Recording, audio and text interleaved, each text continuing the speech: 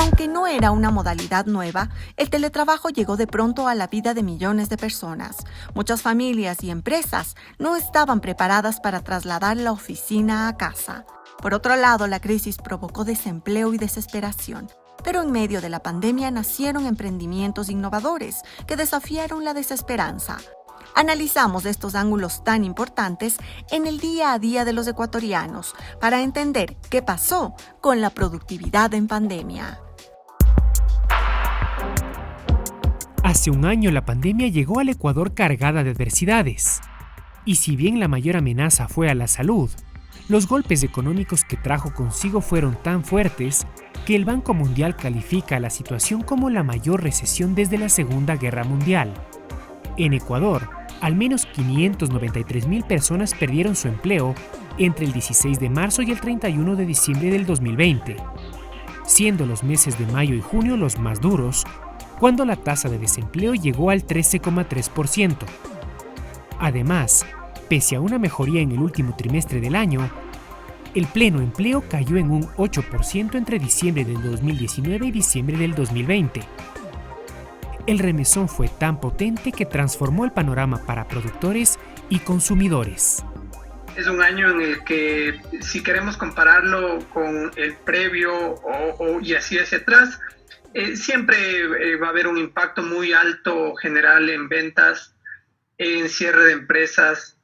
Es decir, el balance general, considerando las situaciones macro, es muy complicado.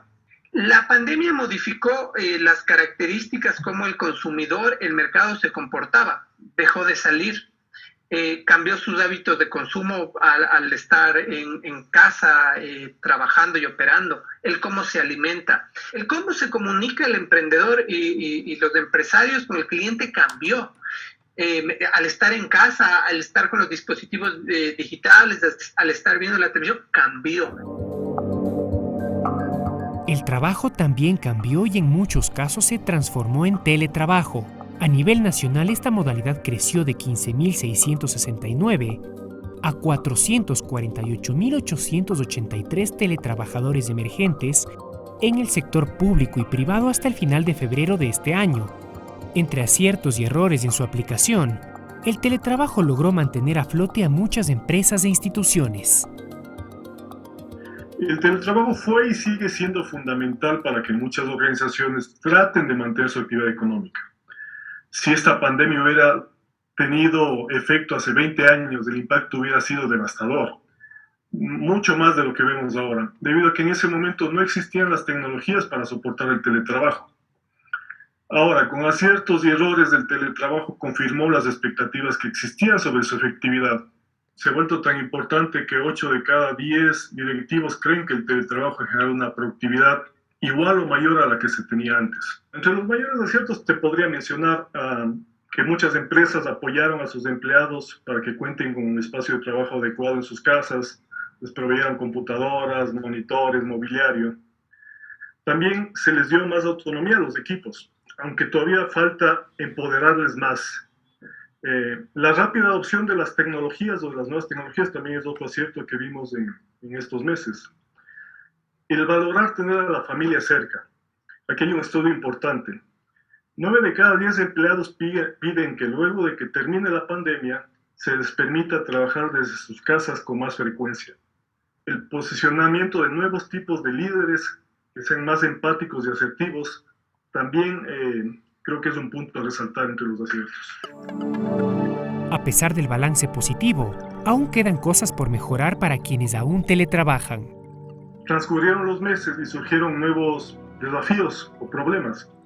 Herramientas tecnológicas ineficientes que solo permiten hacer videollamadas. Muchas herramientas para completar una tarea. Exceso de reuniones, la mayoría ineficientes. Exceso de emails por responder. Falta de claridad en los objetivos del personal. Y muchos de ellos carecen de capacitación apropiada en las tecnologías o en las herramientas que les dieron. Otro dato importante, solo la mitad de los teletrabajadores sabe exactamente qué procesos debe seguir para realizar el teletrabajo. E igual, solo la mitad de estos trabajadores saben qué se espera de ellos cuando están teletrabajando. Y ya para terminar, otro punto, otro error que vimos es que se debe fortalecer algo que se llama el derecho a desconectarse. Aquí hay un dato súper importante. Todo esto que te acabo de comentar generó que el 70% de los empleados confiesen haber sentido que estaban agobiados, que estaban agotados en el año pasado por el teletrabajo. Entonces, todos estos datos que te comento, lo que refuerzan es que debemos seguir evolucionando el teletrabajo. Todavía no es una implementación de dejarlo ahí. Hay que solucionar estos problemas que te acabo de comentar y debemos mejorar. Entre aciertos y desafíos pendientes, el teletrabajo ha dejado lecciones a muchas empresas que ahora no ven un futuro sin esta modalidad e incluso la consideran para después de superada la pandemia. Siempre va a estar latente la amenaza de nuevos brotes. Ahora, hay un consenso entre todos, el teletrabajo flexible e híbrido, va a aparecer mucho esta palabra en los siguientes meses, el teletrabajo híbrido, que es trabajar un tiempo en la oficina y trabajar un tiempo en la casa. Este teletrabajo híbrido llegó para quedarse. A los teletrabajadores o los trabajadores les gustaría al menos pasar un tercio de su tiempo fuera de la oficina. Es por eso que empresas reconocidas a nivel mundial como Microsoft, Google, creen que este es el modelo ideal. Luego de que pasemos la pandemia, piensan que este modelo híbrido es el que mejor beneficio trae, porque combina lo mejor de ambos mundos. Fue un año muy complicado también para quienes empezaron o ya mantienen un negocio. El panorama del emprendimiento cambió de manera drástica y subsistieron quienes lograron adaptarse. El COVID obligó a innovar, obligó a tecnificar, cambió la preferencia de la gente, la forma como la gente se acercaba al mercado, y eso hizo que los emprendedores más innovadores de nicho reaccionen rápido por sus propias características y se fortalezcan. No pasó igual con los emprendedores de subsistencia, los más pequeñitos, esos fueron muy golpeados, pero los innovadores reaccionaron bien. Lo que sí vemos es que hay una alta caída de empleo, de generación de empleo. Los emprendedores lo que han precautelado es no contratar más gente, no despedir, los que nacen, hacerlo más pequeño. El número de emprendedores que reaccionaron, que se activaron con la pandemia, sigue estando cerca del 30% de toda la población. Significa que el que se quedó sin empleo, el 30% de los que se quedó sin empleo emprendió. Los que estaban trabajando emprendió. Tenemos cerca de 5 millones de ecuatorianos que lo estaban haciendo. La segunda cifra importante que nos deja el año es que todavía hay más de emprendedores por oportunidad que por necesidad. Todavía tenemos en el Ecuador más gente que encuentra e innova y con eso llega al mercado. Rodrigo Vázquez es uno de los emprendedores que empezó su negocio en medio de la pandemia. Él y sus socios incursionaron en el mercado de los cepillos de dientes y la idea nació en él cuando trabajaba en Alemania después de culminar sus estudios. Trabajé en diversos proyectos, varios de ellos también tenían que ver con el tema de higiene, tema de productos de consumo masivo. Entonces es así que nace mi interés también por analizar un poco los productos que existen en el mercado en las diferentes ramas. Me doy cuenta que en el mercado de salud dental existen mayoritariamente alternativas que son importadas, que existen también alternativas sostenibles pero que tienen elevados costos. Y me empecé a preguntar si no podríamos hacer algo por esa línea. Y es así que en el año 2019 empezamos conversaciones con mis dos socios, con mi tío y mi primo, y se animan a empezar este proyecto para poder producir el primer cepillo de dientes sostenible en el país. Sin embargo, la crisis sanitaria hizo difícil que la idea se convirtiera en realidad. Nosotros iniciamos este proyecto en el 2019, creo que nadie se esperó que ocurra lo que pasó. Nos retrasó muchísimo con la entrega de nuestras máquinas venían de Europa y teníamos una línea de crédito que fue lo que nos golpeó muy duro porque cuando ya se ocasionó lo de la pandemia nosotros nos quedamos totalmente sin financiamiento. Tuvimos que salir adelante, o sea, fue súper difícil para nosotros poder conseguir recursos, obtener recursos. Hemos financiado prácticamente su totalidad con todos los ahorros y todo lo que teníamos prácticamente guardado, gracias a la colaboración también de muchos amigos. Hemos tenido, gracias a Dios, la aceptación de algunas cadenas de distribución. Hemos tenido negociaciones, les ha encantado el producto, vamos en buen camino. Como les dije, Para que el negocio salga a flote, estos emprendedores creen que la clave fue la innovación. bueno, nuestro diferenciador principal y nuestro concepto innovador es que nuestros cepillos de dientes trabajan con un concepto de cabeza intercambiable.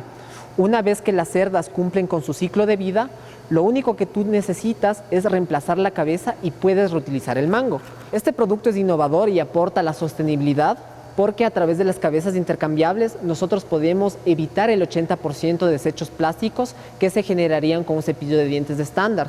Además, el aporte económico también es importante. De por sí se está llevando un 2x1. En los próximos meses nosotros también sacaremos una versión de producto donde venderemos simplemente las cabezas intercambiables. Con eso buscamos que nuestros consumidores sigan reutilizando el mango y puedan utilizarlo una y otra vez. Si usted se plantea empezar su propio negocio o ya tiene uno, tome en cuenta los siguientes consejos para este 2021. Los emprendedores van a tener que seguir encontrando las oportunidades de mercado. Eso es lo primero. Tienen que entender que es un año en el que el mercado va a seguir cambiando, va a seguir adaptándose y ellos tienen que estar atentos. Lo segundo es un año que, por las propias características de un año electoral, hace que las grandes inversiones públicas y privadas se pospongan. Las grandes decisiones, las grandes construcciones públicas y privadas. El emprendedor tiene que saber. Eso va a tener un efecto en todo lo que hace, sobre todo en el cambio del marco regulatorio. Con el cambio de gobierno, dependiendo de la tendencia que venga, va a haber un efecto que el emprendedor tiene que saber aprovechar. Porque si es que hay cambios que le generen oportunidades, tiene que saber tomarlos, pero si es que hay cambio que aumente impuestos o cambie regulaciones, tiene que saber adaptarse. Y un año como el que se viene es un gran desafío para los flujos de cada emprendedor. Van a tener que tener la capacidad de seguir produciendo, pagando sueldos, sin perder la relación con el cliente. El cliente va a querer seguir encontrando su producto a final de mes, mientras que al emprendedor se le va a retrasar un poquito más los pagos, y eso creo que ya lo hemos estado viendo desde el año anterior. Entonces, 2 años de ese ritmo va a ser un gran desafío para los emprendedores. Prepárense, organícense, pospongan lo que más puedan los pagos y las inversiones que no son estrictamente necesarios, porque el flujo de producción de día a día va a ser el gran desafío de este año. Ya enfrentamos un año económicamente difícil y el que viene también lo será. Por eso es importante corregir errores y potenciar aciertos, mejorar y diversificar las modalidades de teletrabajo, emprender con cautela e innovación, prever escenarios y adaptarnos lo mejor posible a cambios que puedan presentarse.